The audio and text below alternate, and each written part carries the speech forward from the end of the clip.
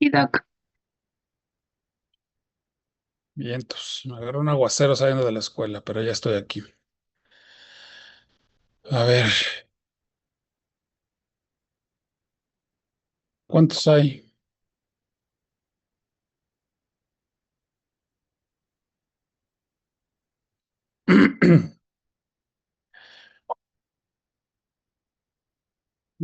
Bueno, vamos a ver el tema ahorita de generalidades de manejo de arterias y venas.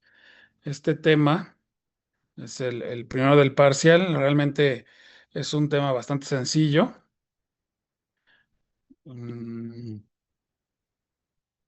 Vamos a hablar un poquito sobre la anatomía, que ya se la deben de saber, entonces no voy a tardar mucho en esta parte.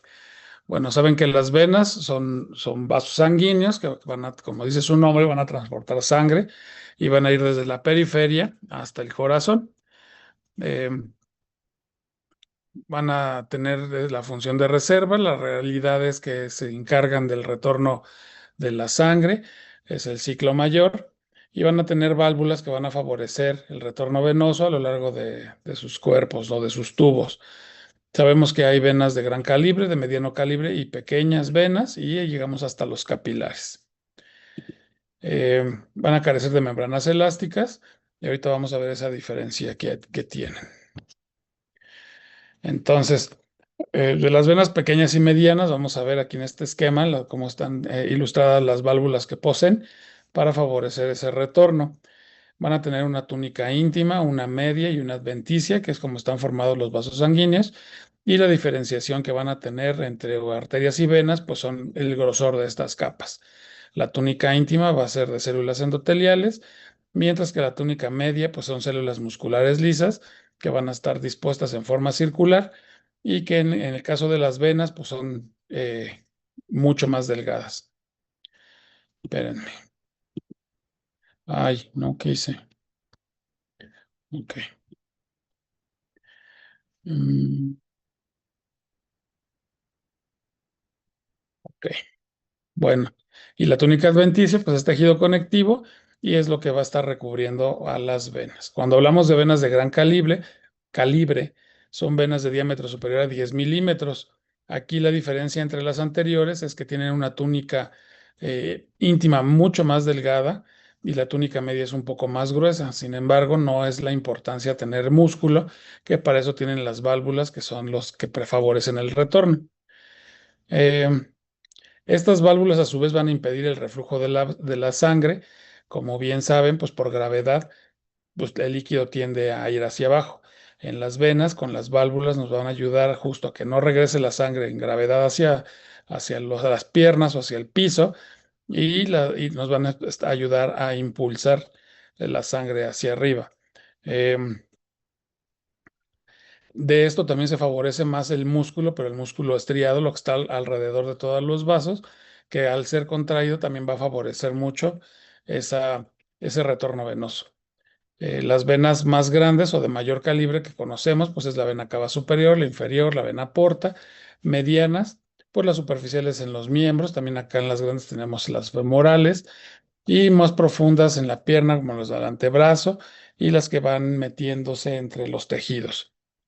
Mientras que las arterias pues van a transportar la sangre, como se le llama habitualmente, la sangre oxigenada, y van a distinguir de dos tipos, ¿no? Las elásticas y las musculares, y esto va a depender de esa capa que va a ser unas más gruesas o unas más delgadas. ¿Qué van a hacer? Conducir también sangre, van a llegar hasta las arteriolas, estos a su vez se van a convertir en capilares, donde va a haber el intercambio. ¿Cómo se le llama ese intercambio que se genera en los capilares?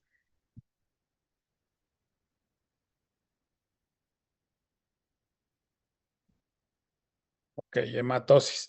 Bueno. Aquí, como vemos, la túnica íntima son células endoteliales poligonales y van a ser aplanadas, y tenemos una túnica íntima que va a ser un poco más grande. La túnica media son células musculares lisas y fibras de colágeno, pero esta capa media va a ser mucho más gruesa, tiene mucho más músculo, y este músculo va a favorecer a la presión que va a ejercer sobre el vaso para favorecer que la sangre vaya corriendo y pueda impulsarse hasta las regiones más distantes del corazón. La adventicia va a ser más delgada y va a ser compuesta de fibras de colágeno, Y aquí vamos a encontrar el vasa vasorum. Las arterias musculares van a constituir la mayor parte de las arterias. Aquí realmente pues, es donde tenemos esta túnica más gruesa y bueno, va a regular el flujo sanguíneo de un tejido u órgano, determinando las arterias de distribución y son las que tienen la mayor fuerza y la mayor potencia para distribuir esa sangre. Arterias elásticas tenemos las que se van a expander o expandir por su estrechamiento durante el ciclo cardíaco normal, como la aorta, el tronco brachioencefálico, la carótida izquierda, la subclavia, el tronco pulmonar, que son las que necesitan tener un poco más gruesa esa capa muscular para poder, perdón, ser más elásticas para retener más cantidad de sangre y poder impulsar hacia el cuerpo. Mientras que las musculares, pues tienen mantener o deben mantener el flujo sanguíneo a diferentes partes del cuerpo. Entre más músculo tenga, mayor va a llegar hacia las partes más distantes. Bueno, aquí en donde tenemos las arteriolas y las vénulas, vamos a tener después los capilares, que es donde justo se va a hacer ese intercambio eh, de nutrientes. Esto es un cuadrito que ejemplifica las diferencias entre venas y arterias. Las paredes, las venas son más delgadas, las arterias más gruesas. El músculo liso en las venas es mucho menor, mientras que en las arterias es mayor. El tejido conectivo es mayor en las venas y menor en las arterias. Ese tejido conectivo con algunas enfermedades se engrosa y logra hacer que las paredes sean un poco más duras y prominentes. Lo mismo puede pasar en las arterias, pero es por el músculo que se empieza a quedar contracturado. Las túnicas, pues tienen las tres túnicas, las tres, y las membranas elásticas no poseen las venas, mientras que las arterias sí poseen. Y bueno, pues la disposición ya saben de que son de gran, mediano y pequeño calibre. Entre las patologías que se manejan para este tema, pues es la arteriosclerosis. Una, ¿qué es la arteriosclerosis? Es el engrosamiento y endurecimiento de las arterias. Aquí vamos a tener que va a ser una afectación arterial por placas de ateroma, ya sea medianas, grandes, las arterias medianas o grandes. Y si vemos aquí el ejemplo, vamos a ir viendo que en la sangre van a ir las partículas de colesterol. Estos van a ir haciendo depósitos a lo largo de la pared. Se va a empezar a engrosar justo esa pared hasta que se forman estas placas. Aquí el problema es que la placa pues va a quitar el flujo normal de la sangre, aumentando la presión para poder impulsar la sangre de mejor manera. Y también pues, tenemos otros riesgos de que esta misma placa se, se suelte o se libere de la pared y entonces nos forme un émbolo. Bien, bueno, aquí si vemos en el ejemplo que dice bifurcación de la carótida, esta zona es una de las zonas que se llena más de placa justo por la bifurcación que existe.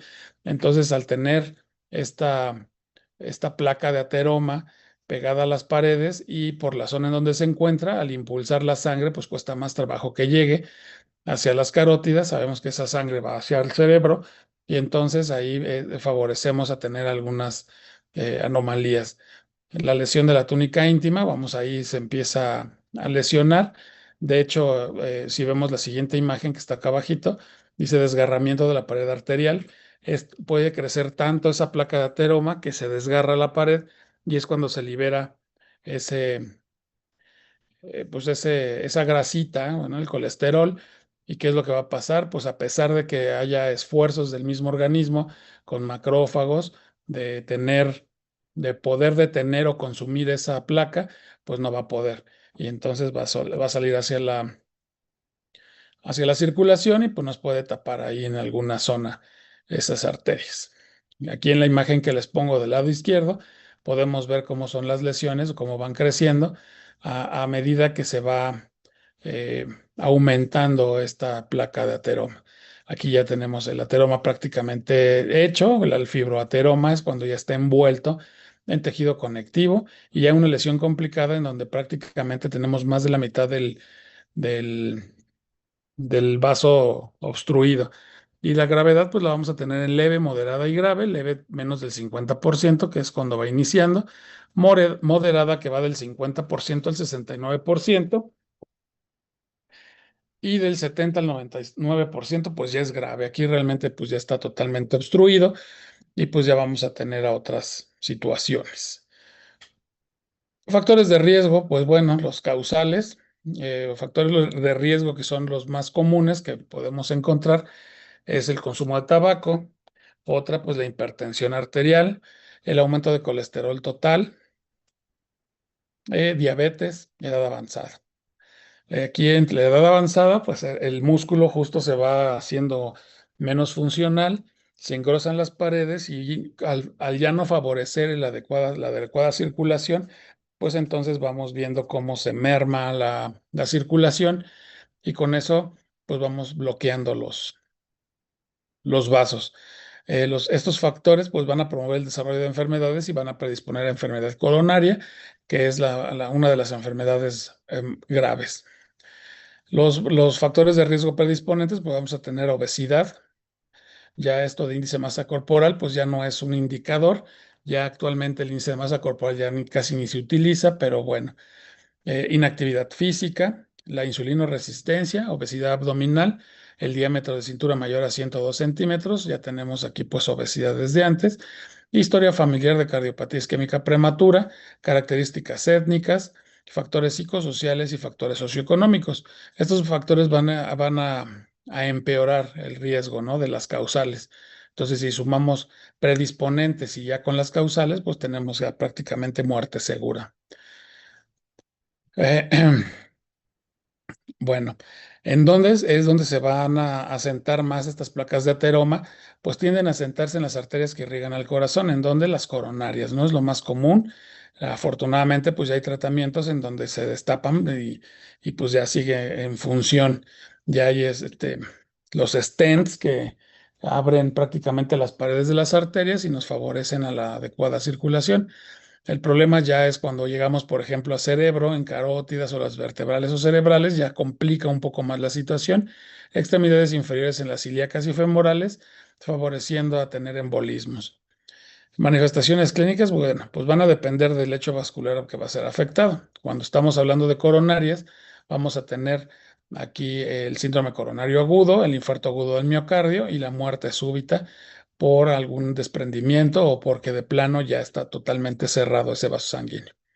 Al no tener irrigación el corazón, pues entonces obviamente vamos a tener paro. En tanto el cerebro, pues es el accidente cerebrovascular agudo y accidente isquémico transitorio, que eso se pueden, no necesariamente ser por placas de ateroma, pero sí se pueden ver con mayor frecuencia.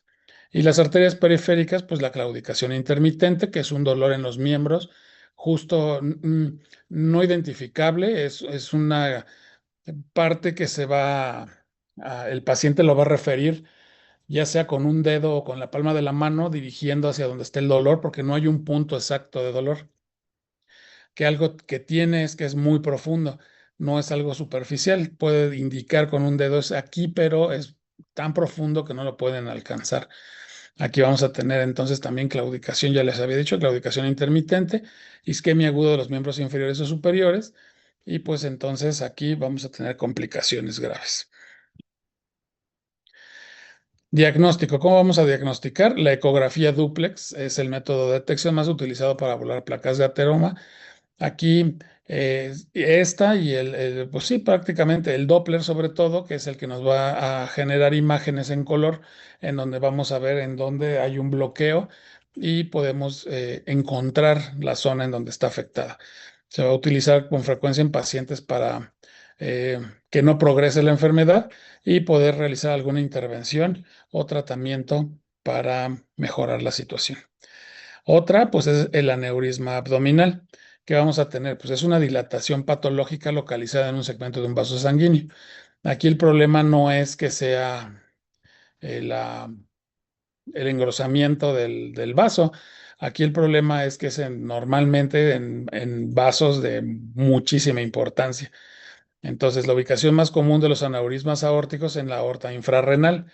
Y eso, préndanse, esa siempre es pregunta de examen. Diámetro antero-posterior de la aorta, que es igual a 3 centímetros de diámetro y más o menos está ubicada a esta altura, ¿no? De donde ya sabemos. Eh, Digámoslo grosso modo, esta imagen que ven del lado izquierdo, pues sería el aneurisma, que además con la fuerza que está ejerciendo la circulación, adelgaza las paredes y por eso el riesgo tan alto de que las paredes se rompan y ese aneurisma se rompa. ¿Qué va a pasar aquí? Bueno, se caracteriza por la desnutrición de colágeno, elastina, perdón, la destrucción del colágeno y elastina. Se adelgazan esas capas, como les mencioné hace un momento, y la arteria, pues entonces, al tener que apoyarse de las propias células, esa pared queda pues muy sensible. Entonces, la misma presión del vaso y como se está ejerciendo de diferente manera, pues la revienta. Hay cuatro mecanismos implicados en la formación del aneurisma y vamos a tener la degradación proteolítica del tejido conectivo, que es el adelgazamiento propiamente de la pared, inflamación, respuestas inmunes, estrés biomecánico y y la implicación genética. Aquí, pues sí, si ahí ya tenemos antecedentes, pues sabemos que es muy probable que pase. ¿En qué pacientes podemos observarlo más comúnmente? Pacientes con trastornos del tejido conectivo, síndrome de Marfan, que es muy común, el síndrome de Ehlers-Danlos, y tienden ellos a tener aneurismas más extensos y más grandes. Y por eso es que luego su final haciendo ejercicio o con algún movimiento que hagan, pues revientan el aneurisma y pues ahí ya no la cuentan. Se van a clasificar de dos tipos, el que es verdadero y el que es el pseudoaneurisma o falso. Aquí el verdadero vamos a tener que son afecciones en las tres paredes arteriales, en la íntima, en la media y en la adventicia. Si lo vamos a clasificar, tenemos, por ejemplo, la primera imagen, que es el fusiforme, que es mucho más largo, y vamos a tener el sacular, que es este como globito que se hace. Aquí en el fusiforme es una dilatación simétrica de toda la circunferencia del vaso sanguíneo, que pues a pesar de que es grave, pues es menos probable que se reviente o que dure más tiempo ese aneurisma. Mientras que el sacular, que es la dilatación, es localizada, es únicamente en una partecita del vaso, es como si hiciera una evaginación, es más probable que se reviente hasta con la presión. Y el falso se forma cuando existe una sección parcial de la pared de la arteria. Como vemos en la imagen, aquí la pared de afuera pues está ya totalmente rota y se están exponiendo pues ya las paredes, la muscular sobre todo, y es muy probable que pues se reviente en cualquier momento. Factores de riesgo, pues mayor probabilidad de sexo masculino, la edad avanzada, el sobrepeso, la obesidad, coronariopatía, arteriosclerosis, dislipidemias, hipertensión arterial, el tabaquismo, que lo aumenta 7 veces de riesgo, y pacientes con EPOC, que puede ser de entre el 7 y el 11%. El riesgo de ruptura, pues siempre es mayor en sexo femenino, que son los pacientes que tienen mayor probabilidad de presentar alguna enfermedad del tejido conectivo, diámetro del aneurisma, el tabaquismo y la hipertensión arterial. Cuadro clínica. En el cuadro clínico, pues la mayoría son asintomáticos. Nadie sabe que lo tiene hasta que se revienta o hasta que hacen un estudio y en donde lo encuentran por casualidad. Al incrementar el tamaño, pues sí, puede haber dolor abdominal justo al tener la presión del vaso sanguíneo, pueden provocar lumbalgias y pues al examen físico se puede palpar una masa en el abdomen en donde pueden ya mandar a hacer estudios complementarios. Como dice acá, hallazgo incidental, normalmente van a sacarse un ultrasonido o una tomografía por otra situación y pues, se logra ver ahí que tenemos un problema de aneurisma. Em, los que llegan a provocar algún síntoma va a ser dolor a la palpación, lo van a tocar, se va a mover y con el riesgo de que reviente. Son los que presentan mayor riesgo de ruptura. Habitualmente, pues no se encuentran fácilmente. El 30% son detectables a la palpación abdominal en exámenes físicos de rutina. Eh, Se nos va a acabar el tiempo. Facilidad de detección en pacientes delgados o con aneurisma muy grande, dificultad en pacientes obesos, distensión abdominal o contracciones musculares fuertes en donde no nos permite la palpación profunda. Estudios de imagen con patologías urológicas que proponen el descubrimiento del padecimiento y ahí como por el área en donde es lo más habitual, pues se puede encontrar rápidamente ese botón de aneurisma aórtico. El ultrasonido tiene una sensibilidad del 92 hasta el 100% y es específico al 100%. Obviamente debe de ser un operador dependiente que sepa lo que está haciendo, que lo sepa encontrar y si lo encuentra, saber lo que es. Ventaja del ultrasonido, pues que es el estudio más barato en donde podemos encontrar este tipo de padecimientos. Es seguro, ya que con este no nos va a causar ningún riesgo y pues no, además no arriesgamos al paciente con el uso de ningún tipo de contraste. La tomografía pues va a brindar más información, obviamente ahí nos va a enseñar tejidos blandos, hasta podemos encontrar en ocasiones el engrosamiento de la pared. Eh, La resonancia magnética, pues es el más exacto. Obviamente ahí se va a ver de manera muy precisa en dónde está el tamaño y todo lo que tenemos que encontrar.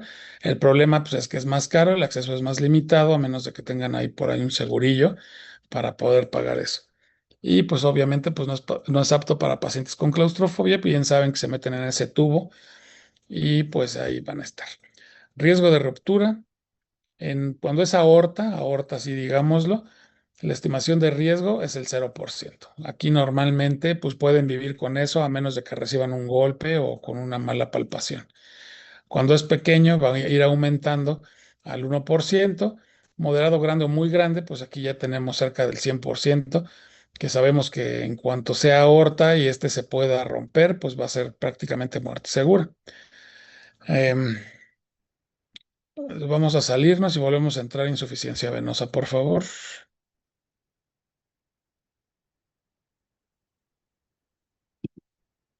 Sí,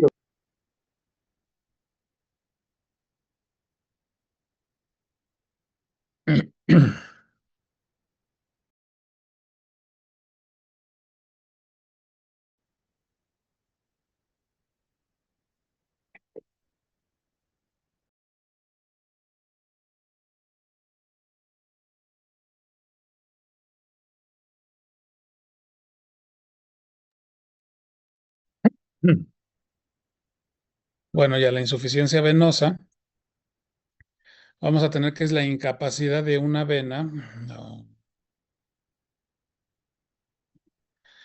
de una vena para conducir el flujo de sangre en sentido anterógrado con independencia de su posición y actividad. O sea, que nuestras válvulas de las venas no funcionan. Es una afectación en cual las venas son incapaces de enviar la sangre desde las extremidades inferiores al corazón y por lo tanto se generan estancamientos. Puede haber una obstrucción parcial de las venas, el flujo alrededor de las válvulas venosas y la circulación venosa, vamos a decir que es incompetente y entonces vamos a tener ahí problemas de venosos. ¿Qué es en realidad? Pues el sistema no va a funcionar adecuadamente, va a producir alteraciones en las válvulas, el retorno venoso no se realiza correctamente y va a haber una producción de dilatación de las venas por hiperpresión, lo que vamos a llamar varices. Y pues no es nada más y nada menos que un estancamiento de la sangre en las venas. Entonces vemos la imagen, pues ubiquen sus varices que tienen. Aquí, importante que sepan ustedes, ahorita que todavía están jóvenes y que van a empezar en un año al internado, siempre utilicen sus medias de compresión, calcetines de compresión o lo que quieran usar de compresión, porque luego pasan mucho tiempo parados y caminando, entonces ahí es cuando empiezan a generar insuficiencia venosa. Háganme caso. Aquí tenemos diferentes tipos de insuficiencias venosas. Las telangiectasias o arañas vasculares, que son las que luego se ven sobre la piel, son dilataciones pequeñas de vasos y los vamos a ver intradérmicos hacia lo largo de la piel, que se ven hasta moraditos. Las varices reticulares, que son dilataciones de venas de pequeño calibre, y las vamos a encontrar normalmente en la cara externa del muslo, pierna o rodilla. Y las tronculares, que son las que van a afectar las venas afenas y las ramas afluentes, que son las más grandes, que de hecho ya hay tratamientos muy, muy buenos para quitarlos. Etiología. La causa principal es la insuficiencia valvular. El embarazo es una causa también que genera bastante insuficiencia venosa por la compresión de la vena cava inferior. Los traumatismos y algunas alteraciones congénitas, ¿no? Como las malformaciones venosas en el síndrome de Klippel-Trenaunay y la avalvulía, que ya es una enfermedad muy, muy, muy rara, pero que sí existe. Aquí hay combinaciones de síndromes en donde podemos encontrar engrosamientos de las venas desde niños, o sea, súper chiquitos, y que además van a causar estancamientos. Lo malo es que ellos se la pasan siempre en cirugía para estar justo quitando esos estancamientos que hacen tan grandes. Edad, pues a mayor edad hay mayor riesgo. Historia familiar de varices, obesidad, ortatismo prolongado, embarazo y sedentarismo. Así, cuando se la pasan mucho tiempo en clases y de repente es importante pararse, caminar, llegar a casa, acostarse, levantar las piernas unos 5 minutos antes de hacer más actividades. Eh, el hecho de caminar, también mucho es importante descansar las piernas y justo favorecer el cambio de presión. El cuadro clínico, pues bueno, aquí es importante eh, tomar en cuenta que se pueden presentar con síntomas en ausencia de signos clínicos y viceversa. Pueden sentir la sintomatología, pero pueden no presentar las varices, o bien pueden tener las varices, pero no presentar sintomatología. Los pacientes que se quejan de sensación de pesadez en las piernas y de edema en la extremidad, habitualmente no es así como que sean en las dos, siempre hay una que se inflama más que otra. Individuos que refieren venas dilatadas con tortuosidades, como la imagen que vimos anteriormente, y que pues se ven feas. Por ejemplo, la imagen que vemos aquí se ven las varices muy superficiales, se ven marcadas, pero ya con un problema circulatorio mayor en donde ya está la coloración ha cambiado.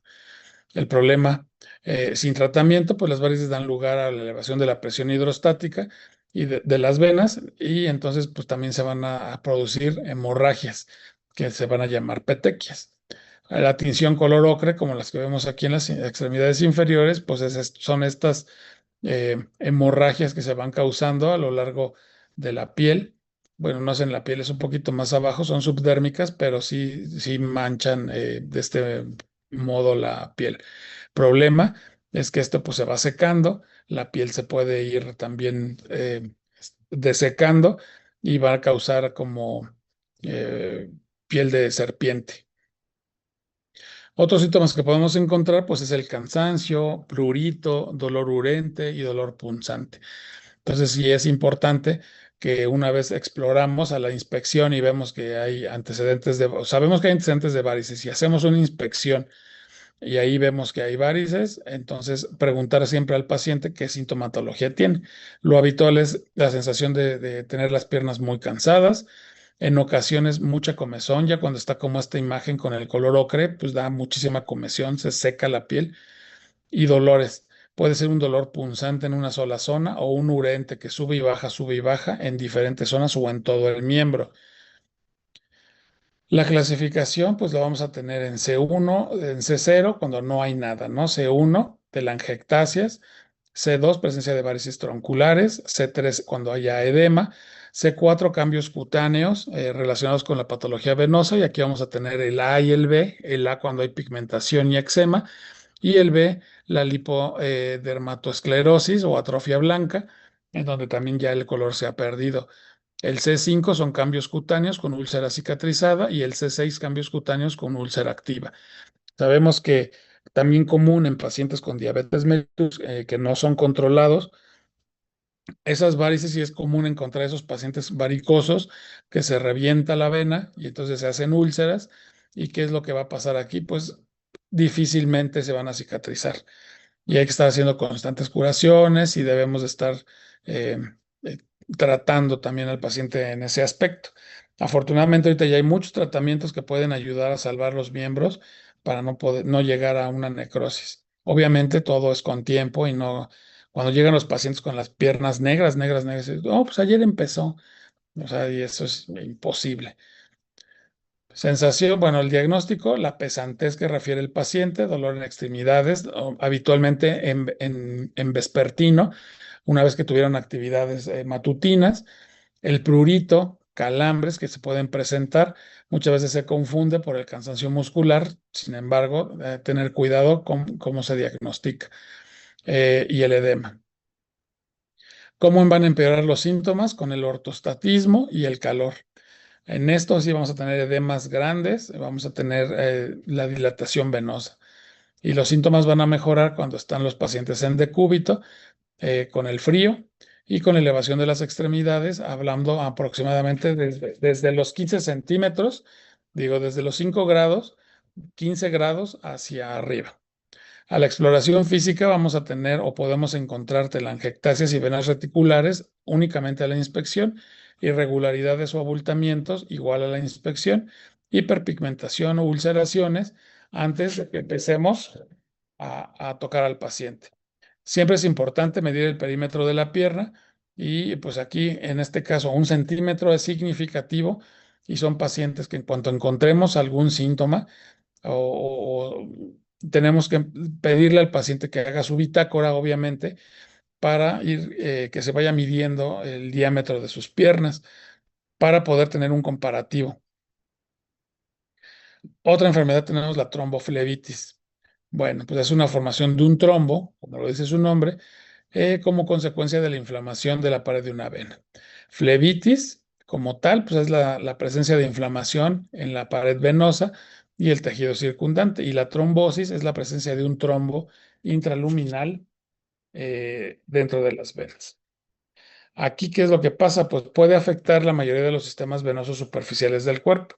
Se puede asociar a trombosis venosa profunda, embolia pulmonar, con causas en las venas principales, y la safena mayor es la que se ve más afectada en este caso. Aquí en epidemiología, la edad media de presentación es la sexta década de la vida, con predilección por las mujeres. Actualmente ya no se maneja que las mujeres sean las que tienen mayor cantidad, ya es uniforme. Hombres y mujeres presentan la misma patología en igual forma. Sí, en ocasiones con el tejido conectivo que sí favorece al sexo femenino, sin embargo, ya es muy habitual encontrar en ambos sexos. El sitio de localización más frecuente son extremidades inferiores, sobre todo en la safena mayor, y puede estar presente en otros sitios como extremidades superiores, en la pared torácica, en la pared abdominal anterior, y aquí ya nos están refiriendo o hablando de otro tipo de patologías que nos van a dar varices abdominales. En el miembro inferior, bueno, pues varices, venas varicosas vamos a tener al 90% y las venas sanas en un 10%. Factores de riesgo, enfermedad venosa crónica. Aquí vamos a tener, obviamente, que la pared del vaso va a favorecer la éstasis y la eh, malfunción de las válvulas venosas. La trombosis venosa profunda va a ser susceptible a repetición y si una vez pasó, es seguro que vuelva a pasar. Y esto es cuando tenemos ahí una enfermedad previa. Y la afección de la pared venosa, pues la colocación de un catéter únicamente para desbloquear esa vena. Las trombofilias son heredadas o adquiridas, esto es por medicamentos o bien pues es congénito. Embarazo, obesidad e inmovilización prolongada son factores que también van a favorecer la tromboflebitis. Cuadro clínico, pues más común es la presencia de eritema, vamos a encontrar calor local, sensibilidad, induración y dolor, como vemos en la imagen, que muchas veces se confunde con algún golpe o con un sobreesfuerzo, hasta con desgarro muscular. Sin embargo, es importante pedirle a su paciente que nos den también su sintomatología para saber hacia dónde enfocarnos. La sospecha clínica, obviamente, con una buena historia clínica, los factores de riesgo que pueda tener su paciente y una exploración física adecuada. Desde la inspección, muy importante la palpación y la exploración de algunas maniobras para encontrar justamente la diferenciación entre una y otra. Aquí vamos a tener el ultrasonido, el duplex o Doppler, que es el método de elección para el diagnóstico. Es más económico, obviamente nos van marcando de colores el color azul, el retorno venoso. En caso de que hubiera ahí alguna obstrucción, pues nos va a marcar rápidamente el, el lugar y de ahí podemos partir para tener un adecuado tratamiento. Ahora, en lo que compete a las prácticas que vamos a realizar, tenemos la arteriorrafia y la venorrafia, que son que, pues más que las reparaciones eh, por medio de sutura de una vena y de una arteria, ¿no? Según el nombre. Las venorrafias se pueden realizar en cualquier tipo de vena, ¿no? Aquí nos le pongo vena cava superior, inferior y vena porta. Sin embargo, puede hacerse en cualquier vena. Y las arterias, pues pueden ser en cualquier arteria que se pueda encontrar. Aquí se habla sobre las más grandes, sin embargo, también puede ser en cualquier arteria. Aquí cuando hablamos sobre la era de los trasplantes, una vez teniendo las técnicas adecuadas y se empiezan a poder hacer anastomosis vasculares desde los de pequeño calibre, entonces tenemos el éxito de estar haciendo trasplantes. Objetivo, pues, es aproximar los extremos de un vaso que se haya cortado y aproximar la túnica íntima, la túnica con túnica íntima y cada túnica para no generar ahí algún, em, ¿cómo decirlo? Como si se hagan de cuenta que hacen un túnel y no embona una parte con la otra y entonces obviamente va a favorecer la mala circulación. Bueno, esta parte, en tanto la reparación, bueno, se va a hacer con nylon, dos ceros, etcétera, ¿no? Esto lo van a trabajar ustedes. Cuando hablamos de arteria, va a ser con el tubo de látex. Tienen dos tubos de látex, uno delgado y uno grueso. Uno es más grandecito en tanto al diámetro y uno es más pequeño. Aquí en la arteria van a utilizar la liga, que es la más de diámetro más grande. Y de la vena van a utilizar el Penrose, que es un drenaje. Aquí lo que vamos a utilizar va a ser su hilo nylon que viene en un carrete. No sé, hay algunos se los venden azul, otros se los venden transparente. Eso es lo que van a utilizar, ese hilo nylon, y van a utilizar las agujas curvas más chiquitas que les dieron en su paquete. Con eso se va a trabajar todas las prácticas que vamos a ver este parcial. Aquí que vamos a tener anastomosis término terminal, anastomosis término lateral, esta es la término y esta es la lateral, y una anastomosis laterolateral. Si nosotros nos vemos así en esquemáticamente, lo que vamos a hacer unir una cara con la otra por medio de una sutura y de esta manera va a quedar. Lo van a trabajar con punto simple. Si ven esta imagen, realmente los puntos son uniformes, son pequeños. Aquí está la unión de la arteria. Entonces son puntos muy pequeños que van a ir pegadito uno con el otro y que no tienen un espacio muy grande hacia la arteria. No es muy largo, son muy pequeños. Únicamente va a llevar un nudo porque va a entrar aquí el hilo negro. Van a hacer toda su sutura, van a hacer toda la circunferencia y van a terminar por arriba del primer punto y ahí van a anudar el cabo 1 con el cabo 2. Mientras que la lateroterminal vamos a hacer lo mismo. Aquí es como si tuviéramos un agujero en la lateral, que eso se lo van a generar ustedes a su manguera, y vamos a unir el otro extremo con este. Y pues vamos a terminarlo también con surgete continuo. Y la lateral va a ser lo mismo, nada más que al tubito le vamos a hacer un hoyito en la lateral de uno y en la lateral de otro, y vamos a suturar también con surgete continuo. En tanto a la venorrafia, me gusta todavía enseñarles la triangulación de Carrel. Aquí, bueno, hay surgete de Carrel, hay puntos de Carrel y esta es la triangulación de Carrel. La idea de la triangulación de Carrel es tener mayor seguridad en tanto que la vena, pues, al tener las paredes más delgadas, pueda favorecer la adecuada unión de las paredes. Entonces, si recuerdan, ese doctor Carrel que inventó justo esta triangulación y su surgete y que favoreció a la era de los trasplantes, pues es una técnica bastante fácil. Vamos a ver, vamos a empezar aquí con el color naranja. Se las voy a explicar de otra manera, ahorita nada más es para la presentación. El hilo naranja es un hilo, o sea, ustedes lo van a trabajar con el mismo color, no es como que tengan diferentes colores, pero es para que lo entiendan. De frente tendríamos esto, ¿no? Una vena y otra vena. Entonces aquí cuando digo que entra el naranja y van a unir esto con surgete continuo con la otra pared, es decir, aquí, ¿no? Entra el hilo y hacemos surgete continuo hasta este punto. Vamos a marcar en 3 puntos, 1, 2 y 3. El naranja, que sería nuestro primer hilo, vamos a dar surgete, unimos las paredes de la vena y vamos a terminar dejando un cabo largo. Lo mismo que acá. El hilo 1, dejamos cabo largo, el hilo 2, dejamos cabo largo. Vamos a introducir un nuevo hilo con su aguja. Van a dejar los cabos.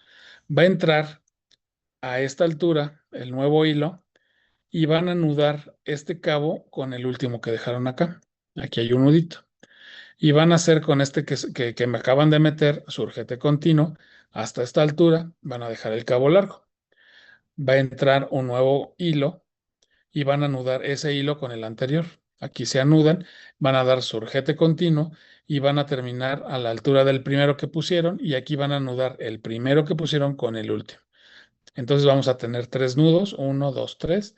Y si lo marcáramos aquí a la imaginaria, déjenme ver si puedo utilizarlo tipo pizarra. No. Bueno, pues tendríamos aquí un triángulo, que por eso se le llama triangulación de Carrel. Y nos va a ayudar a que sea mejor la anastomosis del vaso.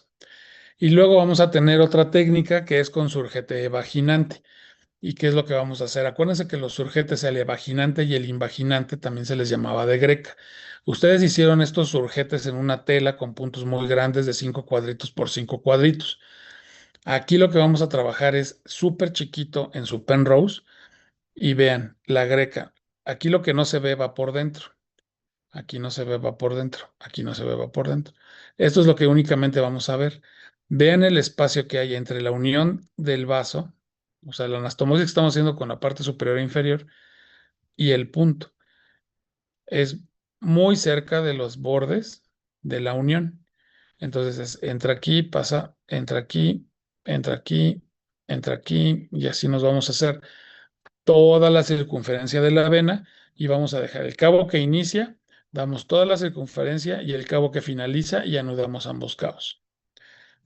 Bastante sencillo, fácil, y eso se los voy a explicar de otra manera para que sea más sencillo eso. ¿Aquí dudas?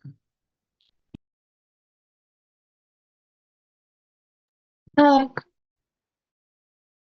No, ¿Quieren que veamos tendones y uréter de una vez?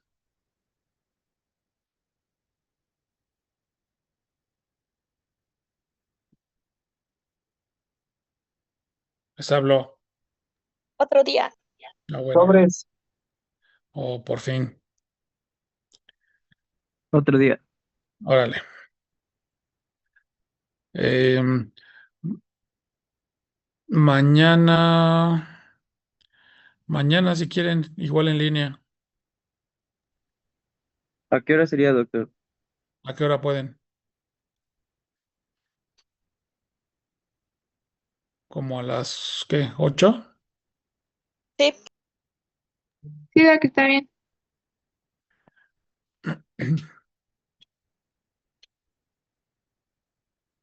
Órale, pues, entonces ya quedamos. De todos modos, ahorita me coordino con los jefes. Eh, si están ahorita aquí los que se van a ir de investigación y eso, quédense tantito, porfa, necesito decirles algo. Los demás, nos vemos mañana.